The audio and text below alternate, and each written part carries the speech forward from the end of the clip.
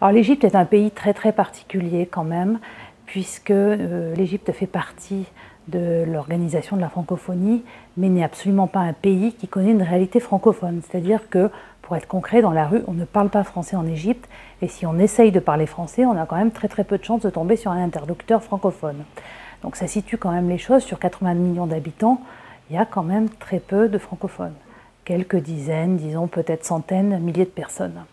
Le niveau de francophonie est également assez disparate. C'est-à-dire qu'on va avoir d'excellents francophones qui sont ceux qui auront fait leurs études dans de vraies écoles francophones.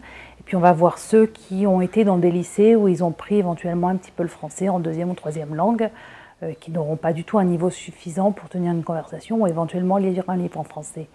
Donc on est quand même finalement dans un pays non francophone, où la francophonie a connu des hauts et des bas.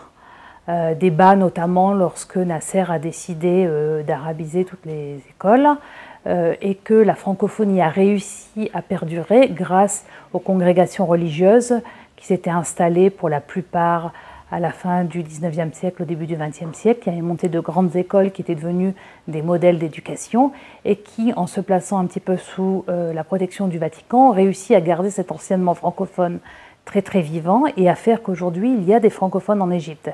Sinon, je pense qu'une grande partie de la francophonie aurait complètement disparu. Néanmoins, aujourd'hui, il y a un renouveau de la francophonie.